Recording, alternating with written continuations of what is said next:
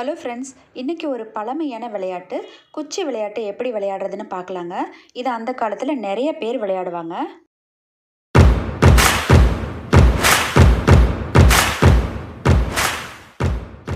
அந்த காலத்தில் கிடைச்ச கல் குச்சி வச்சு இந்த மாதிரி விளையாட்டு விளையாடலாம் அப்படின்னு நமக்கு பெரியவங்க சொல்லி கொடுத்துருக்காங்க. அந்த விளையாட்டை தான் இப்போ நம்ம எப்படின்னு பார்க்க போகிறோங்க. இந்த மாதிரி குச்சி கிடைச்சா நம்ம எடுத்துக்கணும். இதை நமக்கு தேவையான சைஸ்க்கு கட் பண்ணிக்க போகிறோங்க.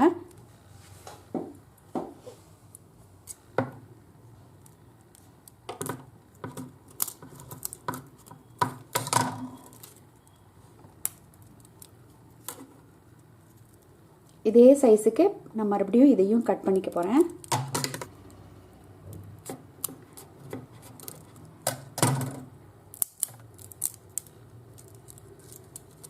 பாருங்கள், இதில் நான் 6 குச்சி எடுத்திருக்கேன். நமக்கு 6 குச்சி போகிறோம். இப்போது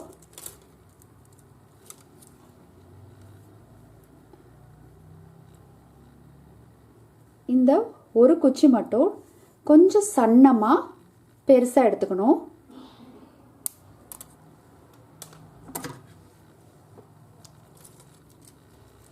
இந்த விளையாட்டு 6 குச்சியில் விளையாடலாம், 12 குச்சியில் விளையாடலாம்.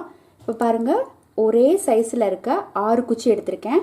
இது ஒரு பெரிய குச்சி. இந்த விளையாட்டு எத்தனை பேர் வேணால் விளையாடலாங்க. நான் இப்போ எப்படி விளையாடுறது அப்படிங்கிறத காமிக்க போகிறேன். ஒன்றுமே இல்லைங்க. இப்படி இந்த குச்சி எடுக்கிறதுக்கு யூஸ் பண்ணிக்கணும். இந்த குச்சி நம்ம கீழே போடுறதுக்கு யூஸ் பண்ணிக்கணும். இப்போ பாருங்கள், இப்படி நல்லா குலுக்கிட்டு இது இப்படி போட்டுக்கணும். குச்சி ஒன்று மேலே ஒன்று விழுந்திருக்கும். அதை நம்ம பாருங்கள் இப்படி வச்சுட்டு ஆடாமல் இதை எடுக்கணும். 1 2 எடுத்துட்டேன், 3 எடுத்துட்டேன், 4 இதை கூட நான் எடுத்துட்டேன்.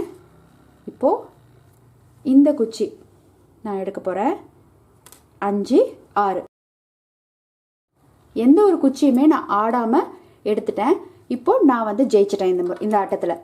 மறுபடியும் நான் என்ன பண்ணணும்னா, நானே தான் திரும்ப போடணும். போடும் பொழுது இப்படி நம்ம எல்லா தனித்தனியாக இருக்கிற மாதிரி போட்டுக்கக்கூடாது.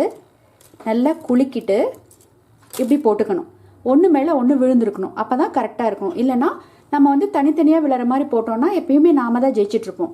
இப்போ சப்போஸ் எனக்கு எடுக்கும்போது இப்படி ஷேக் ஆகிடுச்சு, இந்த கீழே இருக்கிற குச்சி ஆடிடுச்சு அப்படின்னா நான் இந்த கேமில் தோத்துட்டேன்.